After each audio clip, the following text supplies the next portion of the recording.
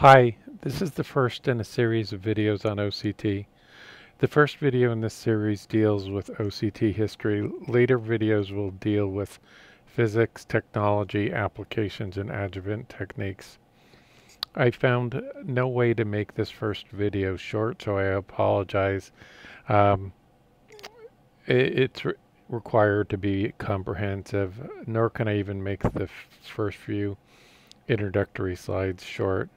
Unlike most YouTube videos, I um, do them in usually a couple of hours. This video took a month and a half at least to prepare because I'm doing the best to achieve historical accuracy. Understanding the periods of rapid OCT success and then periods where it went to a grinding halt, I feel are important to understand for those who want to continue to advance the technology. And there's a lot of advances that need to take place. It is useful for new investigators to see the field did not unfold linearly and continues not to unfold linearly. This contributes to the length of this presentation. There are a lot of misconceptions about the origins of OCT and its earlier one-dimensional forms, OCDR or LCI, which I would like to clarify. All approaches, whether called OCT or OCDR or LCI or low coherence interferometry, its original name. I also think it's hard to understand OCT design preferences, for example. Um, uh, While for an example would be why there's so much interest in SS over OCT over TD-OCT without understanding the history, because a lot had to do with preferences rather than always being grounded in science. I've been working on OCT since the early 1990s, and much of that time has been in collaboration with James Fujimoto. Um, our team contributed much of the early advances of OCT imaging in non-transparent tissue. I have no interest in falsely representing any group or individual efforts, so please forward any situations where you feel what is presented is incorrect, and if there's enough evidence, I will correct it in a later video. This slide will be examined later in the talk in detail. In the period between 1991 and 2001, OCT underwent a rapid expansion, of which our team contributed substantially. It was not simply technology development, as this slide shows, and I will explain later. It is helpful understanding the nature of the team and the resources we had available, and not just a historical insight. Projects moved forward. Projects that move forward lacking in these areas has led to many periods of OCT stagnation that have come up since. Also, it should be noted that OCT is fiber optic based. At least in ophthalmology, it's using the same wavelength as telecommunication. It's not an accident OCT's advance somewhat parallels that of telecommunication. This is exemplified by the pioneering efforts of Eric Swanson, who worked on telecommunication at MIT's Lincoln Lab and has played a major role in the technical advances of OCT. My name is Mark Brezinski. Again, I'm hoping this video, through this video, you can see how the field unfolded, particularly for young investigators. This slide contains a brief summary of my background to support why I should be giving an OCT talk in the first place. I introduced OCT imaging in non-transparent tissue in the early 1990s along with James Fujimoto. I started the program, and when I say I mean our team, started the OCT programs at Harvard, Mass General, and Bergman Women's. We co-founded, and I'll say who we are, Light Lab Imaging. Most of my adult life has been at Harvard Medical School, Mass General, and Brigham and Women's. I won the Presidential Award from President Clinton in 1998 for OCT. I've authored over 150 papers, and I wrote the textbook of OCT in 2006, where I wrote all the chapters, including physics, math, engineering, basic science, and clinical chapters, except for 2, which I'll talk about. This slide isn't intended as an ad for my book. This OCT video series will cover OCT in significant depth. For those who want more insights than these videos, particularly if you're entering the OCT research area, this book remains very useful. Those not interested, I suggest jumping to the next slide. I wrote this back in 2006. The fact that only a few sections are outdated supports the fact that the field has gone under, at least in my opinion, substantial periods of stagnation. There hasn't been a reason for me to write an update at to this point in time. The first 4 chapters may be the most useful for people new to the field, particularly clinicians or people without significant backgrounds in physics or math, because it covers basic physics and math. Then it moves on to more advanced OCT physics, engineering, basic science, and the clinical fields. The chapters are interconnected, which I felt was critical. The only chapters I didn't write were the Doppler and clinical trials, partially due to time constraints, and I'm not really qualified to write a clinical trials chapter anyway. It was intended as a single author book because of this need for interconnection, which is important if you're trying to learn a field. It's designed very similar to a college textbook like Heck's Optic or Harrison's textbook of medicine. A majority of the books that are out there are either collections of papers or have different people rating each chapter, which is not what I wanted to do. These collections to me are more relevant to people who already are doing OCT research rather than someone trying to learn OCT. Chapters 1 through 4 again are college levels. Physics, chapters 5 through 11. This is where it gets into the heart of OCT, and there's a lot of equations, and this became essential as many equations commonly used were either incorrect or derivations weren't found in the literature. For example, you can't understand the weakness in, say, SSOCT when comparing it to TDOCT unless you understand how the noise sources are derived. I tried to make it so that you could read chapters 5 through 11 without the equations and still understand it. I will leave it to the readers to decide how effective that attempt was. So basically, OCT is imaging at the level of a biopsy without tissue removal, and it's doing it at video rate. So this slide isn't intended or this talk isn't intended as OCT physics. It's OCT basics here. In videos 2 and 3, we will deal with the physics of OCT, particularly axial and lateral resolution. For this video, I would like to start with a presentation of OCT basics that we've used since the early 1990s. It's a layperson presentation. We will cover the difference between TDOCT and SDOCT, which I get asked a lot of times in a specific video on that topic. And so what I'm going to describe is mostly in terms of time domain OCT. OCT is analogous to ultrasound, measuring the back reflection of infrared light rather than acoustical waves.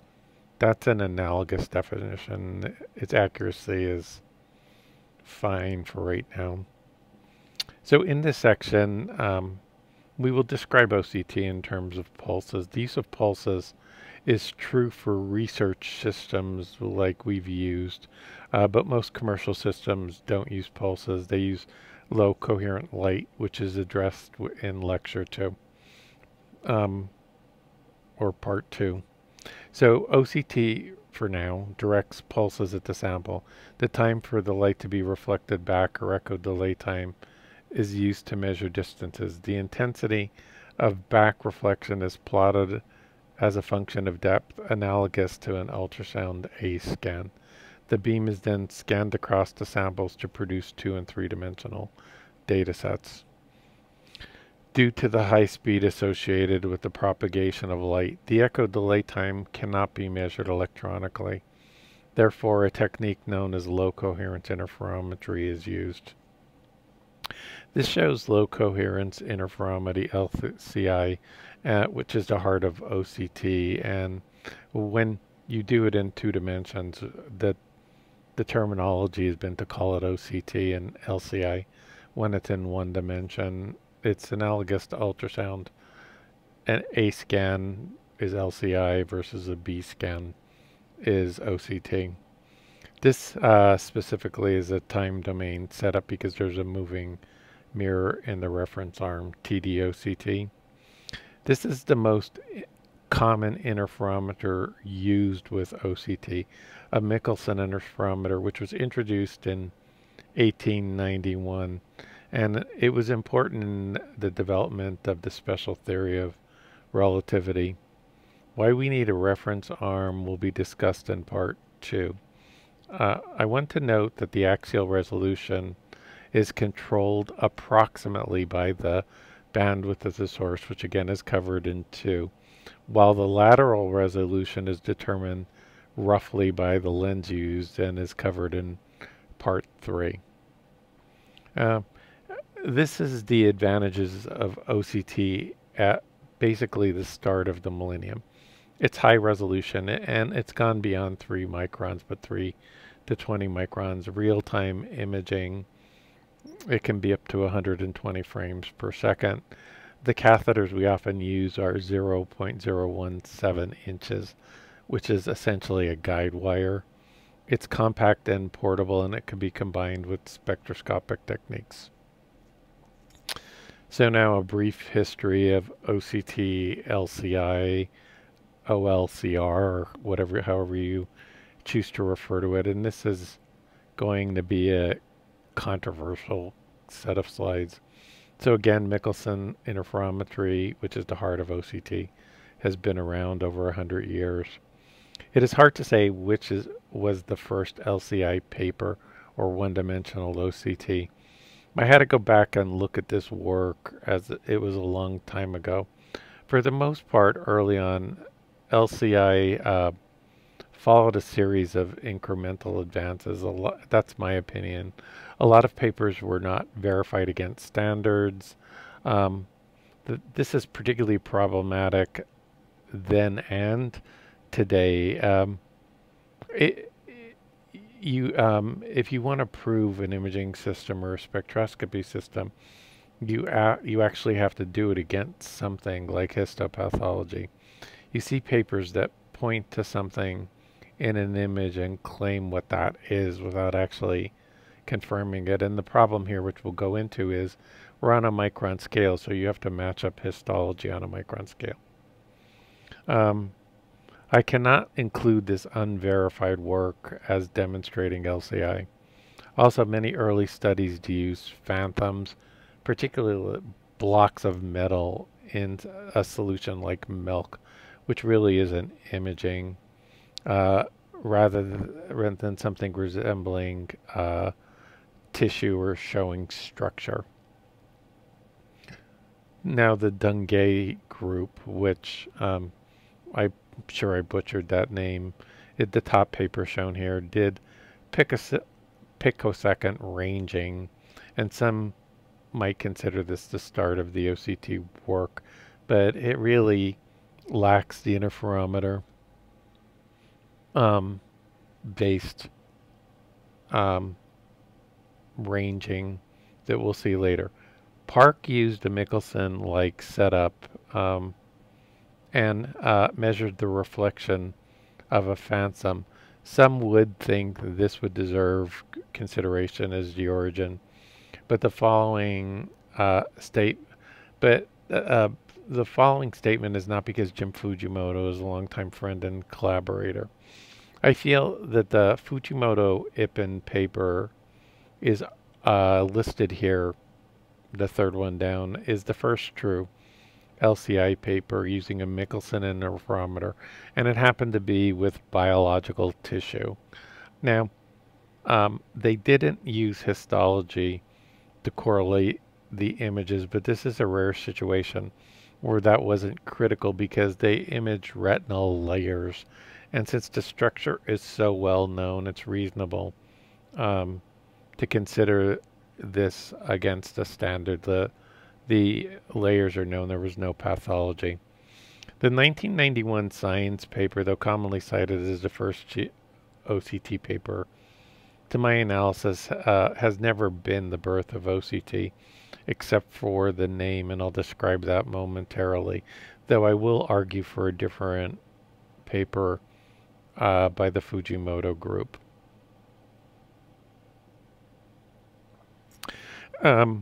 These are some of the LCI papers in the pre-1990 era, and you know, whether you consider them pioneering or not, I have lifted them so people can make their own decision.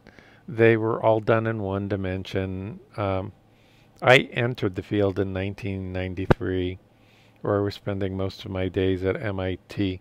This is relevant because my description of events prior to this are primarily from having studied the manuscripts or studying them for this presentation, but also through discussions that were occurring at the time. Obviously, I've talked to a large majority of the authors in this paper.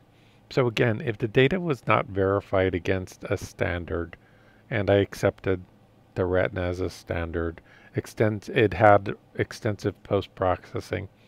It didn't actually see structure, it just saw blurs rather than layers, was just measuring a metal phantom in milk, which is a really high refractive index. That's not imaging, or was incremental, then I excluded it.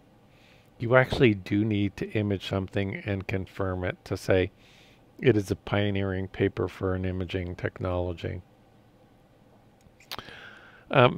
Over this period, a large percentage of the work was done in Massachusetts. I will discuss some of the reasons why, but some aspects are still a mystery to me. The work in non-transparent tissue, which is where I came in, was taking place on MIT's main campus and MGH, while the ophthalmologic work was between MIT and predominantly at Tufts. Some of the work was being done at of the ophthalmology work was being done at MIT, but I was apparently oblivious to it at the time, or my memory is failing because I'm pretty old at this point. I do not know a lot about the specifics of the work done by Eric Swanson early on, because he was in the telecommunication group at Lincoln Lab, which I will discuss again momentarily. How much of the images, I'm just going to skip that point. So this is the 1991 Science paper. It did introduce two-dimensional LCI, and it did change the name to optical coherence tomography, but if you look at the images, I just don't see anything. I mean, particularly the image on the right, it doesn't even, there's no structure in it at all. It resembles to me, you know, a thermal map of the universe. It's not showing the layers of an artery or even the layers of the retina, though they did try to match it up with histopathology. And this group did do much better. I don't want to say much better work because it's progress, but I don't believe OCT was achieved in this particular paper. This is not an OCT paper as it is done. It's done in one dimension, but it was published after the science paper. Why I am including it is because I want to emphasize that some important technical advances did occur between the 1991 science paper and the 1995 paper I will be focusing on as the first OCT paper. One advance in this paper was using the Doppler shift in the reference arm moving mirror to reduce noise. This was critical. It allowed better definition of structure such as layers of the retina. And again, the retina is transparent and working at telecommunication wavelengths. I do not personally consider this paper incremental. And supporting this is the fact that in all the LCI papers we've looked up to date, nobody else came up with it that I'm aware of. So to me, that says this is not incremental. So the first OCT paper, before going on to what I will defend, that was the first OCT paper, which again is LCI imaging in 2 and 3 dimensions. I want to point out that these papers are of interest listed on the slide. While OCT was being advanced, papers were still being introduced where they were one-dimensional, and this part is not clear to me why. These papers were almost exclusively in transparent tissue and in phantoms. One reason for using transparent tissue is the sources in technology, again in telecommunications. We're at the wavelength also used for imaging transparent tissue around 800 nanometers. This makes sense because of the fiber optics. As will be discussed, non-transparent tissue involves more challenges. Another reason for using transparent tissue may be that most groups likely lacked the tissue supply along with the ability to do histopathology and tissue registration, which is critical. It's not that important for the retina, but it is when in other areas. And third, there was a lot of skepticism in whether OCT would work in non-transparent tissue. When I entered it, the belief in it was minimal. And another mystery is why the delay in going to 2 dimensions by so many groups. This is a mystery to me. Again, skepticism may have been an issue which reduced enthusiasm for focusing efforts. The technology to going to 2 dimensions is not that sophisticated and is analogous to ultrasound. It does not seem that technology barriers are the reasons why some groups stayed in 1 dimension. This paper does deserve mentioning, and I will discuss why I don't consider it the first true OCT paper, but I can't fault anyone who does. In this paper, the layers of the retina could be identified with post-processing, and but even then they weren't clear. And you see this, I put this text on the bottom, I will let you read it. But this text on the slide illustrates how much processing was involved in generating these images. And this limited ability to define structure and requiring processing makes it challenging to equate it to what we now call OCT. Eric Swanson is the first author on this paper. He obviously contributed substantially to the advances of OCT. And I want to mention him. He's a brilliant engineer and a friend. I want to avoid appearing biased and disclose I don't know his exact role in the early days of OCT. I'm pleading ignorance. They were important. I just don't know the specifics between him and Jim. He was in telecommunications again at Lincoln Labs, and while Jim and I were at the main campus. I know he made major advances in the technology, particularly in ophthalmology, but because he wasn't at the MIT main campus, I don't know the specifics. My understanding is examples of his contributions are he came up with the Doppler shift critical in noise reduction shown in the paper a few slides ago, and he was very critical in the electronics of the OCT system. But I believe I only met him once or twice before we started light lab imaging in the late 90s, so our efforts were in parallel and did not overlap. I cannot say firsthand, I can say firsthand he made major contributions to light lab imaging when we formed the company several years later. I spent a considerable amount of time trying to determine what the first OCT imaging paper was. This was not easy as I thought it would be. Many papers, for example, don't totally prove what their titles suggest. If data was not verified against standards, and I'm repeating myself, required post-processing, did not actually see structure, it was just metal in milk or was incremental, these papers were excluded. You actually needed to image something and confirm what you say you were imaging. So using this criteria, I would state this is the first true OCT imaging paper. Again, I was doing OCT research at this time, or years before this paper was published, but was not working on transparent tissue while others around me were. So I'm relying more on the papers published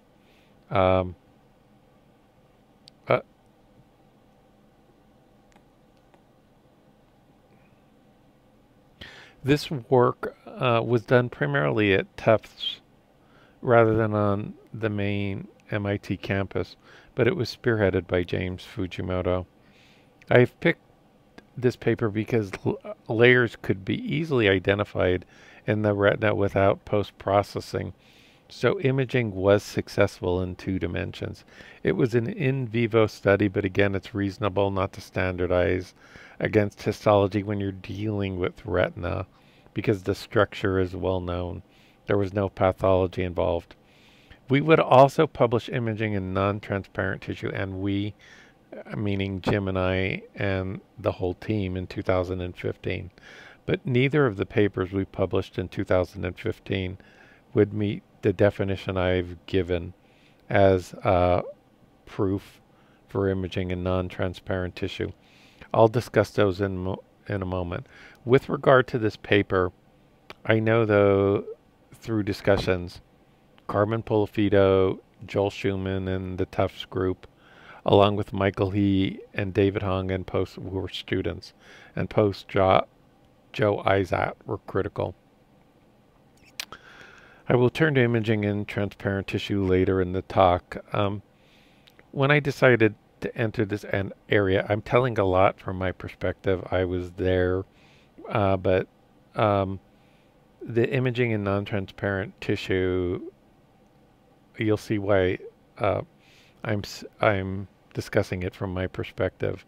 OCT imaging was essentially in non-transparent tissue was essentially non-existent. So the majority of the work prior to 2000 was done through the collaboration between James Fujimoto and myself. I'm not twisting history, it's just a reality. I will discuss our successes through 2000, but I also discuss how the slowdown after 2000 can be traced to what I consider poor or lazy decisions. And I'm not going to speak for anybody but myself that I made that would affect the field for the next 2 decades. Non-transparent imaging, which represents most of the tissue of the body, has been more challenging than imaging the transparent tissue. One reason is because the former is high scattering and has high absorption, which leads to substantial penetration limits.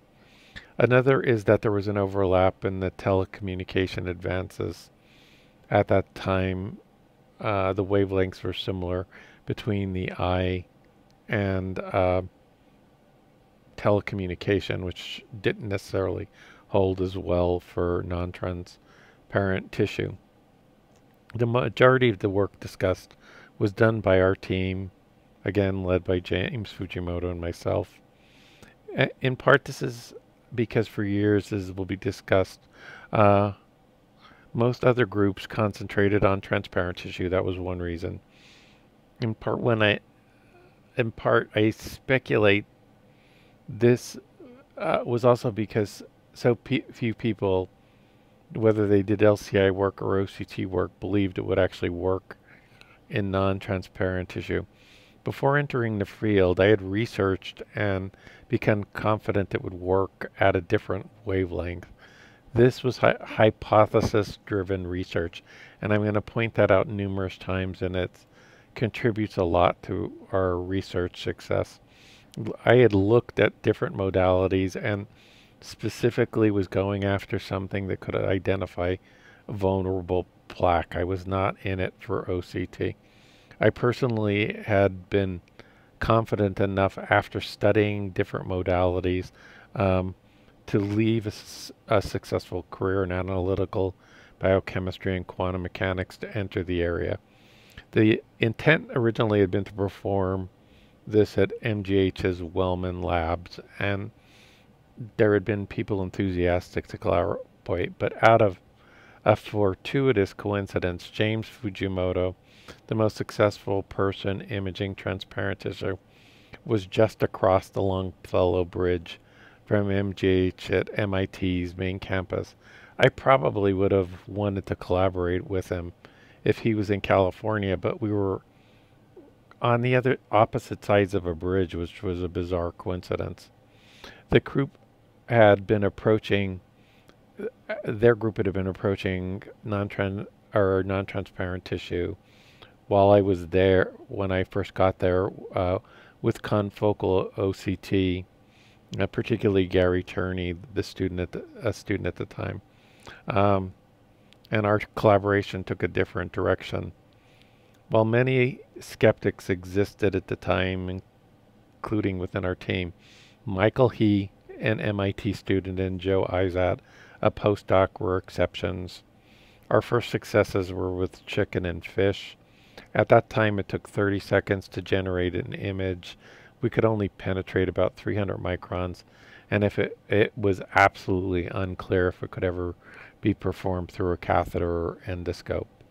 By the end of the decade, we were performing in vivo endoscopic and catheter-based imaging at 10 frames per second and penetrations up to 3 millimeters. Again, one of the things we found so surprising was the slow entry of other groups into the field.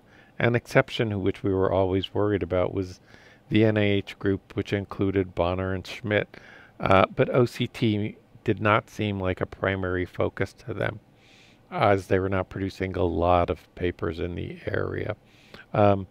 It will be discussed again that the reservations were very high. It could be performed in scattering tissue at video rate and through catheters and endoscopes, and I may as well point this out here.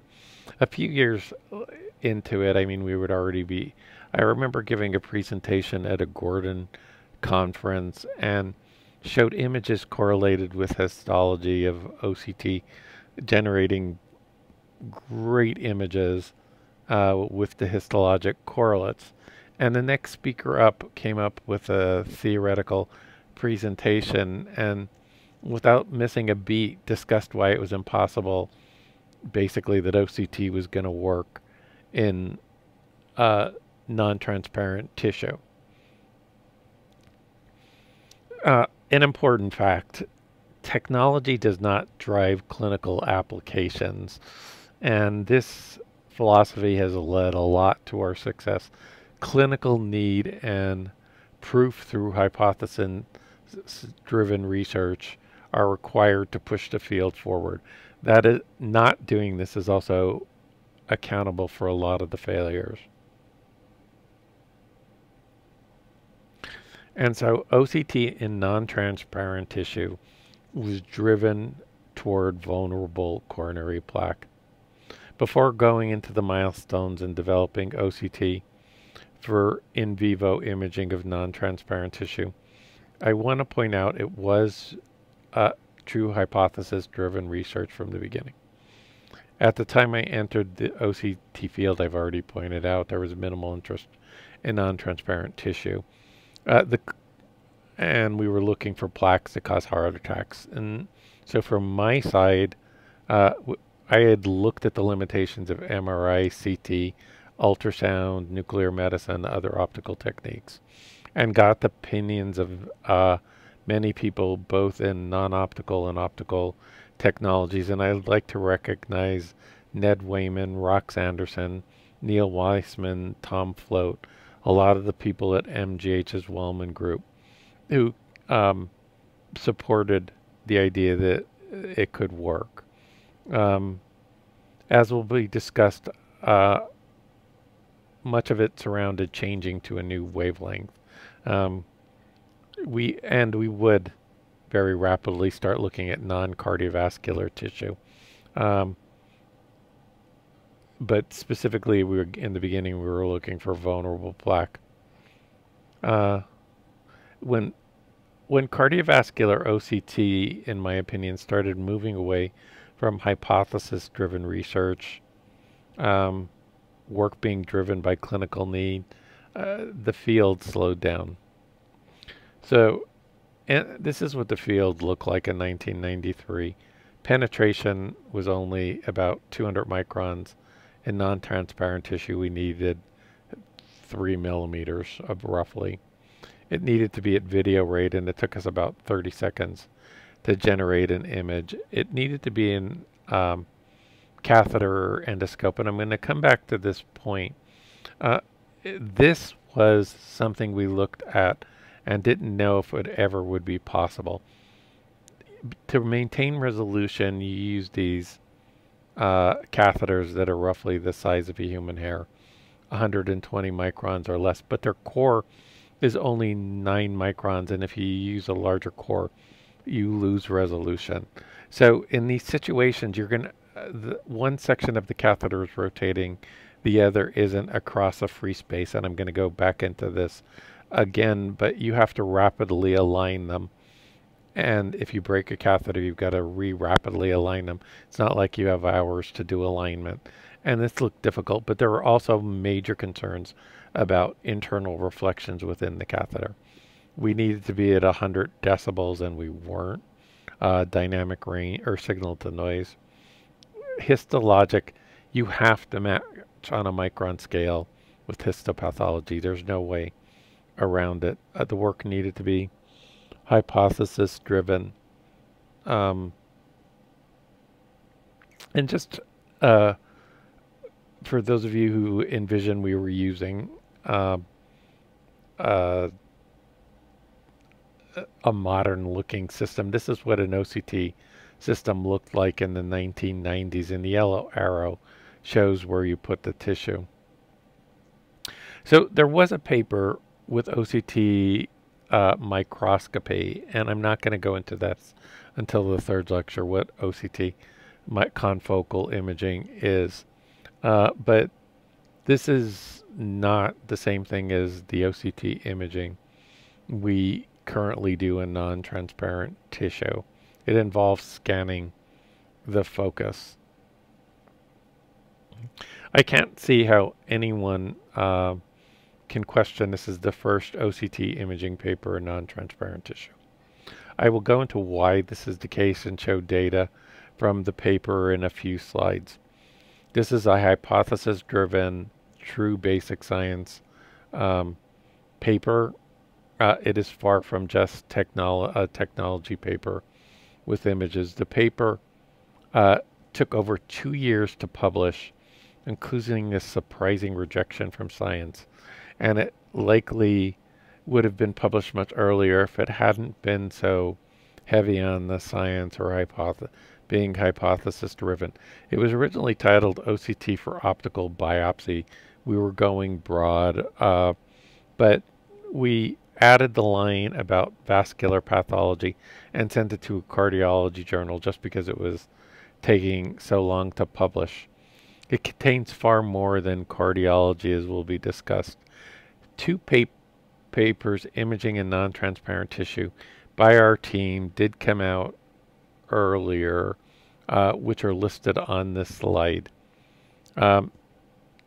It had been under review so long that these two papers actually came out before the main paper did, which is somewhat ironic. One was a review in Nature Medicine reviewing data that hadn't been published yet, and the other was a single image of a coronary artery.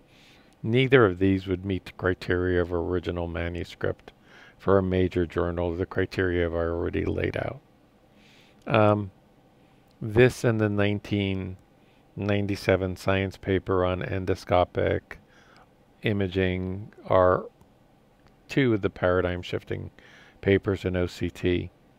Both were far from incremental, as will be seen, and both were hypothesis-driven true science papers.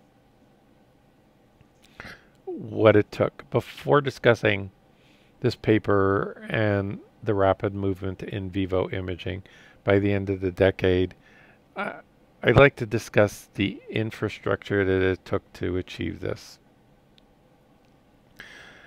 We were primarily discussing our work, a team led by James Fujimoto and myself for most of the work prior to 2000. So I would like to address the issues on the slide. Why did it have so many high citation, virtually unopposed papers, imaging in non-transparent tissue? And what caused the rapid advance of OCT in the 1990s? I encourage people to look back at papers from this period to confirm that I'm not biasing history. Why did understanding what went right in this decade and what went wrong in the following decade, I feel is very useful for new investigators. So success in this area is more than just building something and then giving it to clinicians, which ironically would be something I did stupidly after 2000. Developing an imaging technology, requires generating an image and proving what's on the image.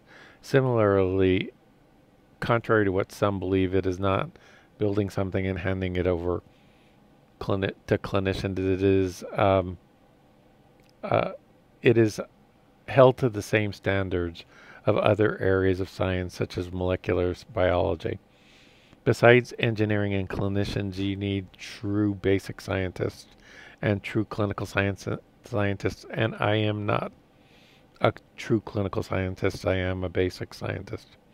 In the end, it only becomes a clinical technology in medicine via hypothesis-driven work, answering a clinical need and usually directed at morbidity and mortality. And the fact that our work was hypothesis-driven is supported by the number of NIH grants from clinical institutes Jim Fujimoto and I received. Okay, so this slide captures some of what went into the infrastructure. So first, there was only a bridge between Mass General and MIT. Tissue histology could easily go back and forth. We had incredible access to histopathology, but we had, as I'm going to talk about in the next slide, we were trained on doing histopathology and developed micron scale matching. We had an incredible supply of tissue, and I'm going to discuss James Fujimoto's role in that. The work was hypothesis driven. We built zebrafish and tadpole tanks in the lab, which allowed, for instance, if you have a beating heart of a tadpole, it allowed technological advances to occur at a very rapid rate. We tried to limit the number of animal studies we did, but we could do them right on site. The laser technology, Jim Fujimoto was an expert on femtosecond lasers, and his work on the chromium phosphorite laser, He's one of the few people in the world who can successfully build it and maintain it, and that was critical. The PIs were cross-specialty trained. This was not jamming people with skills together. I mean, Jim Fujimoto knows more about ophthalmology, except possibly doing a fundoscopic exam than I do. And, you know, I had already had a pretty strong background in quantum mechanics, and I published quantum mechanics papers to quantum physics of OCT on my own, and did technology advances in engineering on my own. But it was, so we understood more than you would think across the areas, and then the sheer talent, and I'll list them on other slides. But when you have people like Gary Turner, Brett Boma, Stephen Bopart, Costas Petras, our technicians, Kathleen Saunders and Christine Jesser, the clinicians, which I have on the other slides, Eric Swanson, that's an incredible amount of talent that I've never had matched before. We had problems with clinical expert. Our clinical expert unfortunately passed away.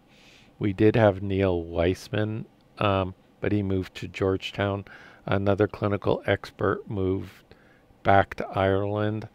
We did have Kathy Jenkins, the head of the IRB at Children's, who's a clinical trials expert. But I wish I understand now that you can come from another field like pediatric cardiology or pediatrics and run a clinical trial. And I wish we had used her more as a resource as a clinical trials expert, because we were lacking in the field, would be lacking in the people who do true clinical trials, the double-blinded studies you see in major medical journals like the New England Journal of Medicine. James Southern, at the time of the beginning of OCT, was in MGH pathology, and he's one of the most important people in the OCT story who's been forgotten.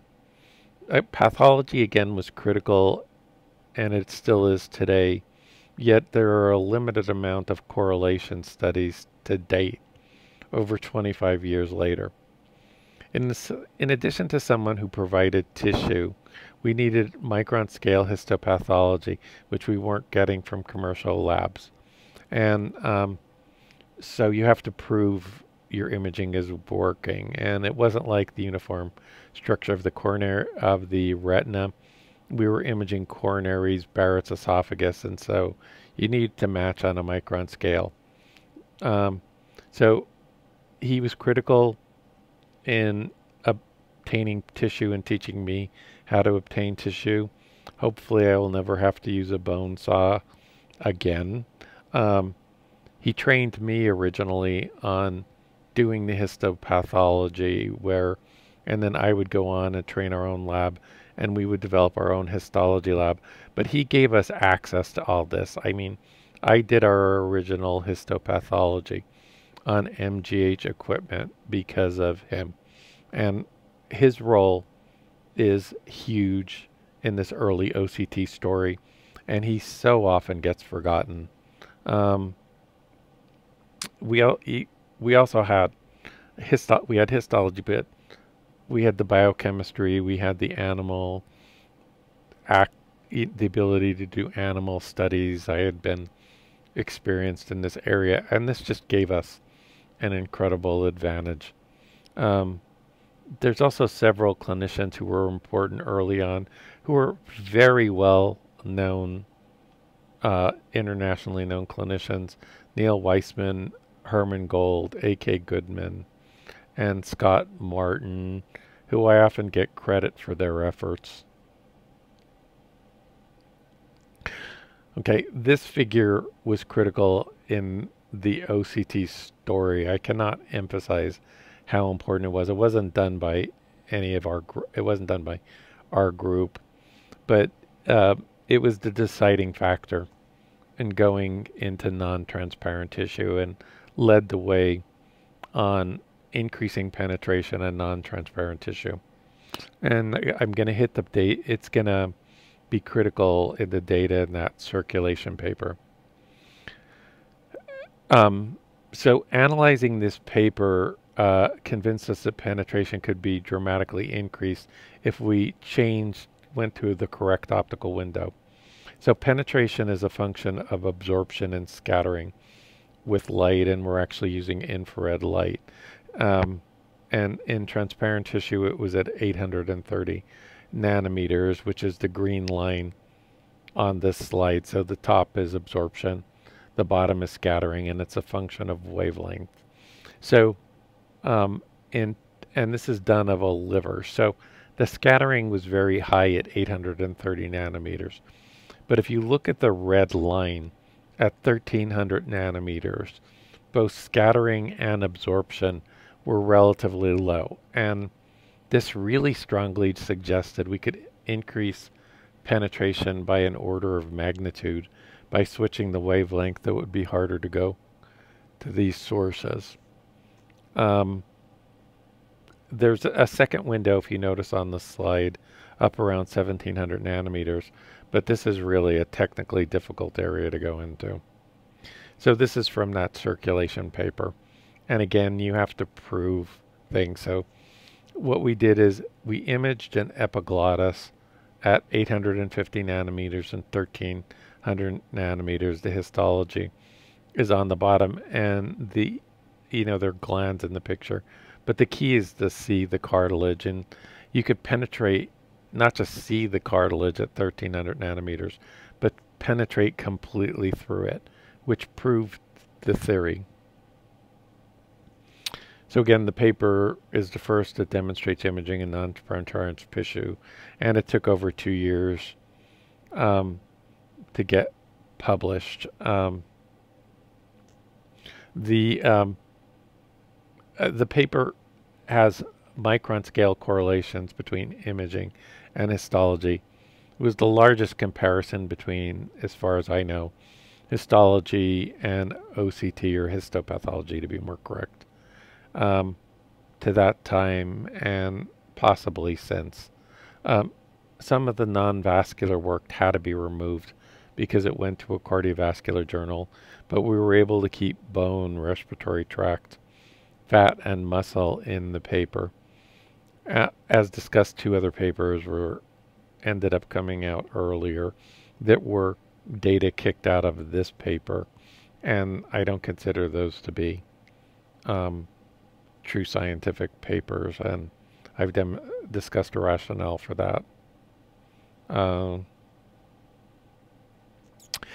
So now let's just get into some of the data from that paper. First, this is an artery with an atherosclerotic plaque on the left.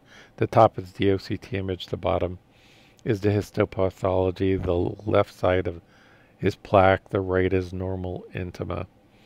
The green arrow shows an area of intima over plaque less than 100 microns in diameter, and this is what we were looking for, being the ability to image intima less than 100 microns thick, which is characteristic of vulnerable plaque. Though this is a solid plaque, we'll see a vulnerable plaque in another image. Several points about this circulation paper. First, discussions on resolution were not based on theoretical considerations alone. The axial resolution was actually measured from the point spread function off a mirror, while the lateral resolution was determined from the spot size, but confirmed with the lateral point spread function.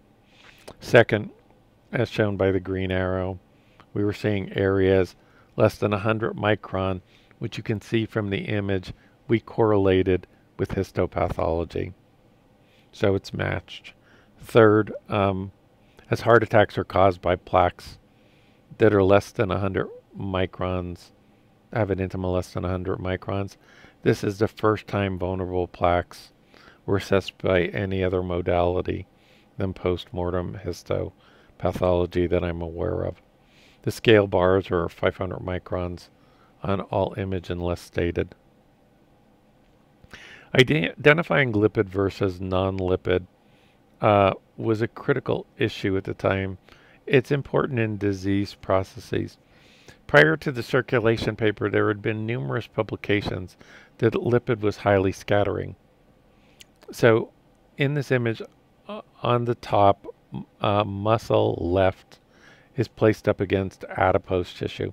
So in the first image, qualitatively, it can be seen that the lipids inside the cells was actually only minimally scattering. It was effectively transparent. The scattering previously observed in other papers was from one-dimensional assessments, and it was from the fibrous tissue in between the lipid collections. The lipid histology is shown in the middle image, and then we did a quantitative analysis, which is shown in the bottom image. So in this paper, we generated the first images of vulnerable plaque ever, and the top image is a clear vulnerable plaque. So you can see the top is the lumen, and then there's an area of red, and then there's a dark area within the wall, which is lipid. And the bright area, which I wish there was an arrow on the slide, but there isn't, is the area where the plaque will rupture and release lipid into the blood, or more accurately, necrotic tissue into the blood. In the paper, again, we examined other tissue into vascular, in addition to vascular tissue. Some imaging of non-vascular tissue was removed when it went to a cardiology journal. As shown previous slide, we included fat and muscle as lipid is relevant. Calcium is also relevant, and particularly to the vasculature, which is how we were able to slip in bone. Major limitation of ultrasound for intravascular imaging is it can't penetrate heavily calcified tissue. This slide shows an OCT image on the left of a human clavicle where it penetrated through the cortical bone about 1.5 millimeters. So and the histology is shown on the right. So its penetration is better than ultrasound, high resolution ultrasound for calcified tissue, though configuration of the calcium does play a role, and the top bright area on the tissue and on the histology is the periosteum of the bone. Between 1996 and publishing the first in vivo work, there were numerous significant studies, and the majority were published by our group, SARI. These include looking at tissues from other organ systems, the tadpole zebrafish imaging, which are technically Rana and Xenopus, and developing the OCT imaging catheter. And I explained why the importance of these zebrafish and tadpole colonies in our lab. It was particularly important in increasing acquisition rate. So you can imagine if you have a beating heart, you know if you're removing motion artifact or not. This slide addresses increasing acquisition rate prior to the in vivo study. It is often challenging to state whether something is an incremental or significant advance. The lab obviously had a strong infrastructure for making advances, and this is a period where we just drove through different embodiments to get faster and faster data acquisition rate, because we needed to be near video rates. Again, there was overlap for some things with telecommunications, and whether you consider that incremental or significant is up to you. Because we were working in the time domain, the goal is translating the mirror or stretching the fiber at a faster and faster rate. So One method adapted from telecommunication was to leave the mirror fixed but to stretch the fiber. This is, I would consider, incremental, but it wasn't critical because it was associated, for instance, with polarization problems. Now, a grating-based delay line was ultimately used in the in vivo imaging in the 1997 Science paper. How it works will be addressed in a later presentation. It was based on pulse shaping from 1987 by a different group, and it had been used as an optical delay line by another group in 1993. But through the efforts largely of Brett Boma and Gary Turney, it was adapted for OCT. Why I feel this is more than an incremental advance is that it took many years for other groups to reproduce this embodiment. So these series of papers are important, but I believe that using the grating-based delay line and the group and phase delay control associated with it was far more than an incremental advance. And same thing holds with the catheter-based system. A lot of things we did, I think, were just incremental, but the catheter system was not. Catheter endoscope system. This involved the effort of numerous people. It was probably our biggest concern over technology failure, along with having sufficient penetration. With the catheter, light is transmitted in an optical fiber approximately 130 microns in diameter, but the core is 9 microns, which I mentioned before. And the core has to be small, which will be discussed in the third presentation, to maintain the resolution. The part of the catheter in this subject has an optical fiber that is rotating circumferentially. It was rotated by speedometer cables. Another advantage we had is we were getting the speedometer cables from expired ultrasound catheters from the MGH cath lab. Light was focused on with a Grin lens or fiber lens, and the beam was directed as with a prism analogous to a mirror. There was an external plastic sheath. In this subject, the soft catheter was controlled by a modified Judson's catheter, which we removed. We used a white connector, which I'll go into in a moment. There is a free space coupling on the proximal end outside the paper, which means there's no fiber. So there's a rotating component communicating with a non-rotating component, and the light signal is going through air. And this is a technical challenge. So the two 9mm cores need to be aligned in free space. It is not that simple, and again, if the catheter would break during a study patient or animal, you don't have hours to realign. So this was far from incremental, getting this working. In addition, another thing that makes it not incremental is I'm unaware of any similar embodiment in either telecommunication or another area of optics prior to our team's development. So it was not simply applying something already developed to OCT. So this was the first catheter endoscope-based imaging with OCT. It seems like it was a quantum jump, the circulation paper to here in 1 year. But again, it took over 2 years, and not counting the amount of years we spent working, generating data for that circulation paper. So it really wasn't, it was a much longer spacing. This paper, unlike the circulation paper, was published almost instantly. We submitted in January of 1997, and it was published in June. This is why you look at submission dates.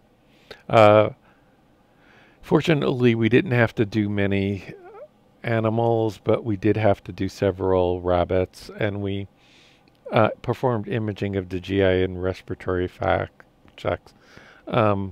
So in under 5 years, we had gone from a breadboard microscope device to imaging at 10 frames per second through a catheter endoscope, and largely because of this infrastructure. We would also perform in vivo matching of histology, which was required, which I'll go into in a moment. And this just shows the schematic of the whole system. And Jim and I had AFC sources which could have generated enough power for this study. But we used a chromium phosphorite femtosecond pulse shaped laser. This source gave us power to spare, and this is just another advantage our group had. Jim's an incredible talent with these lasers, just may be his greatest talent, and this is a particularly unwieldy laser, and it's not as simple as the titanium sapphire laser at 800 nanometers that's commercially available, and a lot of its operation was maintained by then postdoc Brett Boma, which in my opinion was Brett's greatest contribution to the project during his training period. These are images from that paper. The imaging catheter was introduced through a 7 French modified Jetson catheter to use as a guide control of the soft OCT catheter.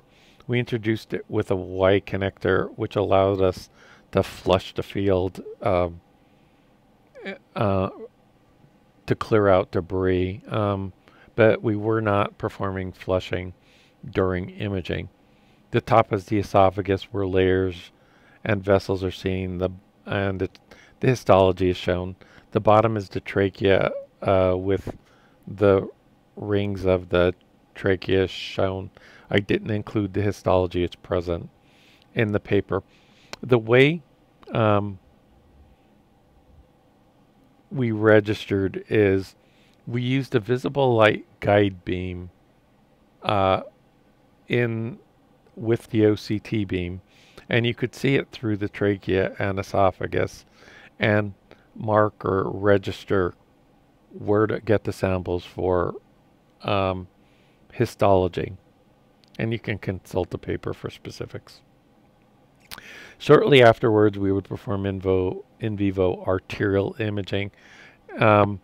This is the rabbit aorta and this did require a saline flush where blood is a high scatterer, and there are ways, and we've published them, to make blood invisible.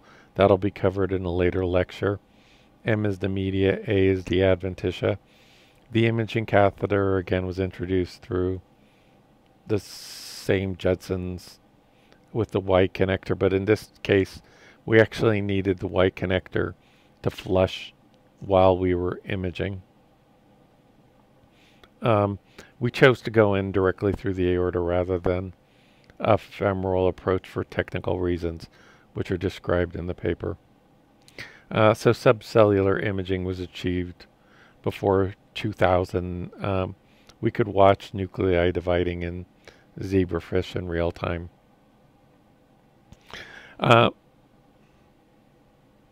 Where we were driven by true clinical needs.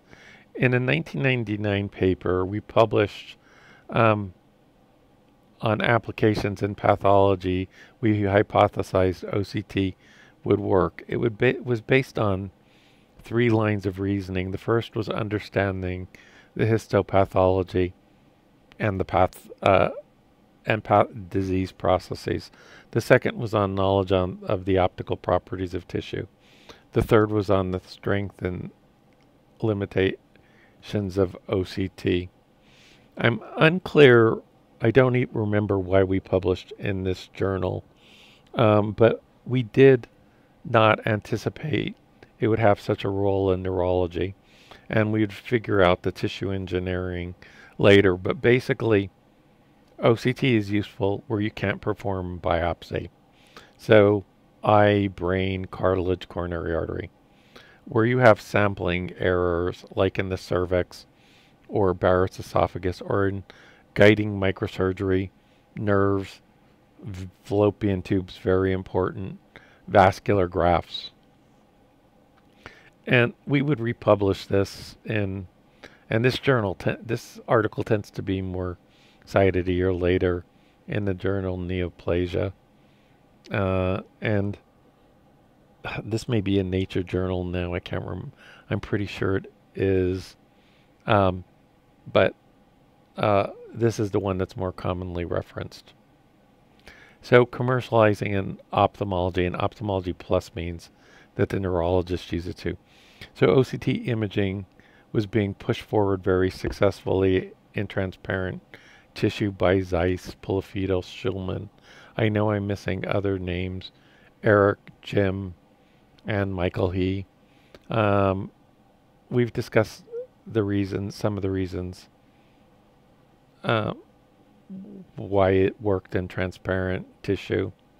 But I have to give credit to all involved, and I want to especially give credit to the people on the clinical side for just to continue driving it forward till it was being used in clinics, which I can say I did not do in cardiology. And this is an example of a relatively normal retina done with a commercial system. So in the late 1990s, James Fujimoto, Eric Swanson, myself, and the Zeiss Corporation formed Light Lab Imaging. It was initially called Coherent Diagnostic Technologies for the commercialization of OCT imaging in non-transparent tissue.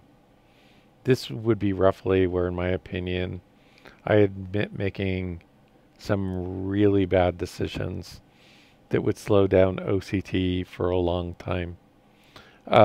Around 2000 was when human studies were being done. It was being commercialized by Light Lab, and there was at least one group within the early 2000s, several groups capable of performing human studies. Now, I was under the naive belief that double-blind clinical trials would be occurring in the next few years, demonstrating the utility of OCT for guiding bare metal stent placement. At the same time, I had believed, wrongly, the data would be collected that would, while it was being commercialized for stent guidance on characterizing plaque, and we would be at selective plaque intervention by the end of the decade, and this would not unfold. In those critical years, again, some very bad decisions. We were told it would be best if the founders would turn the company over to others. And remember, this was before Facebook, Amazon, and Google. I don't want to speak for anybody else. If I had it to do over again, I would have been more certain other parties had this, that all parties involved had the same vision, that we were going to randomize clinical trials of stent placement. There are people who may believe this was the wrong path and took a different path than this, and in my opinion didn't go well, but people may have other opinions on what path it should go. But I personally believe we should have ensured that everybody was on the same page. Again, we did not have a clinical trial specialists, and I don't know, these are people usually with a master's in public health who've done bigger clinical double-blind clinical trials, who we handed it over to. We did not take that step, and I regret not having done that.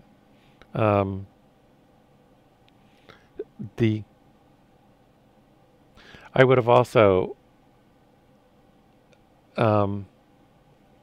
pushed to make OCT more widely available to other basic science researchers, and definitely a lot more large-scale comparisons between OCT and histopathology. And these are my opinions. Others may strongly disagree. But with respect to that histopathology issue, once OCT became in vivo, even on NIH grants, there was a reluctance to fund more comparisons with histopathology. So OCT is being used clinically, but what study has shown it improves morbidity and mortality and guiding stent placement? I technically don't know a reason why it can't be put into a guide wire rather than to be used as a catheter. And that would be a game changer. Why that didn't move forward is unclear to me. And I don't know a study that proves, at least in the first 10 or 12 years, looking at a plaque, predicting the outcome of that plaque. I'm not sure there's a study to date. But now I thought this was interesting. This is a 2015 video, and I don't know this person. I have the link listed here. He's saying use OCT for the exact things I said we needed to do a double-blind study on, which I believed early on, even with drug-coated stents. It would have been useful to see stent placement versus endothelialization 10 years or 1 year later. And so mistakes were made. I'm going to state again, I hope I'm not being redundant, what I would have done differently. I think the mistakes are what new investigators can learn from more than our successes. While I refer to my mistakes, others were obviously involved in the decision process, but I would not speculate on their feelings. They may agree that the right decisions were made at the time. OCT, in my opinion, is a very effective technology, and we've been imaging with it in vivo for almost 2 decades. So why is it being used so limitedly? With all the adjuvant techniques we've worked on, why are they being used so scarcely? There's just so little data correlating OCT with histopathology. I'm relatively confident looking at an OCT image, what's on the image, after looking at so many plaque, but it's qualitative in terms of a scoring scale. I don't know of a scoring or a quantitative approach that I personally have confidence in. And one of the reasons is if you're going to pass the technology off to the clinical world or the business world, you need to pass it off to others who are committed in the same vision you are. I felt and thought we had a plan, but it unfolded differently. So again, it wasn't a problem of us being too involved, in my opinion, in the company. And I've talked a lot about, and the lack of a double-blind trial. So unlike the Tufts group, I moved to adjuvant techniques, quantum mechanics, musculoskeletal imaging, and some non-musculoskeletal research. And part was the prospect of doing clinical studies, particularly large clinical trials, was unattractive to me.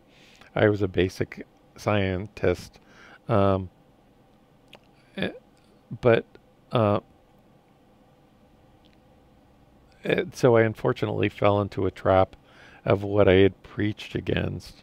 You just can't hand over a technology and expect it to follow a smooth path. I mean, the Tufts people did an excellent job in driving ophthalmologic OCT forward. And my feeling is we just needed somebody who was experienced in running double-blind clinical trials. We need to this day still more histopathology, and we need to be applying the adjuvant techniques. So I've already mentioned these on the previous slide, and the guide wire would have changed the landscape. And this isn't the first time me stating this. These are papers in Circulation, Nature, Cardiology. The papers go back to 2006 at least, and were in my book where I was looking for a different direction. And again, people, I mean, I can state that I wanted a different direction. Again, it doesn't mean that that was the right direction. Other people still may have differing views. Now, this is a widely cited consensus study, but I have several issues with it. It can be debated that at the time of this publication, whether or not I had imaged more plaques with OCT than anyone else, or compared it with histopathology. There may have been others who have done more at this time, but obviously to this point I had done a lot of OCT cardiovascular work. But to my knowledge, I was never invited to participate in this consensus study. And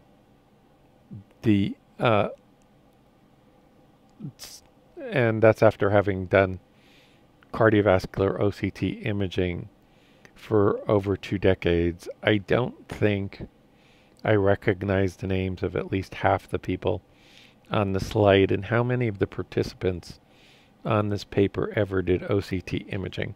Now, I appreciate you can take the other side of the argument. You can have an entire paper of people who never did OCT imaging, did just people who were very good scientists, analyze the available data, and come up with a consensus. That's true. I would not agree with things said in this consensus study, and they weren't consistent with papers I previously published. But I want to express the fact that I was not part of this consensus study. And one of the other things, and things that I disagreed on, was OCT's ability to measure macrophages and differentiating lipid versus non-lipid plaques. But one of the things that's been problematic in the literature, and this is not the fault of anybody on this paper, is that people cite this consensus study as OCT being able to do things, and it's not even in the consensus study. For instance, macrophages causing shadowing. And I'm unaware of this being in the consensus study, and I've seen no evidence that OCT could possibly do that. So, future presentations, so we will go into applications, cardiology and some of the other orthopedics and some of the other fields, GI, particularly Barrett's esophagus. We will go into OCT physics in the particularly in the next 2 lectures, axial and lateral resolution. The topic of spectral-based OCT is going to be talked about in a later lecture. I get asked a lot about it, particularly by the ophthalmology community. Spectral OCT or LCI encompasses techniques in general without moving parts in the reference arm. You will hear the terms spectral radar, swept source, Fourier domain, spectral domain. They do differ. This will be covered more completely in its own talk, particularly in comparison with TD-OCT. I would like to make several points about these techniques. However, first, spectral-based Michelson interferometry is actually older than time domain. It was what Michelson used in the 1800s. It's hard to say anybody pioneered it for OCT because papers came out from many groups all at one time with different spectral techniques. On this slide, I listed 2 early papers in one-dimensional approaches, but in the later, and one was from 1981 and one was from 1994. But in the later part of the last millennium and the early part of this millennium, just a large number of papers came out with different spectral techniques. A huge advantage of the spectral approaches is speed, which is particularly particular in cardiology. However, our team, meaning my group, not Jim's group, who may disagree with this, that the technique is inferior when it comes to dynamic range. It was discussed in my book. We've published papers on it, and it's discussed on the next slide. Jim Fujimoto, I want to just make a point why I said it was separate, may disagree with this opinion. It is important to understand that the spectral approaches, for the most part, were not patent protected, while TD-OCT would be relatively better patent protected at the time in these early days, and that may have contributed to people jumping on spectral OCT early on and so much effort being put in it. It is unclear to me if effort hadn't effectively stopped on TD-OCT advances, or just not at the rate that they're occurring with SS-OCT, how good TD-OCT would be.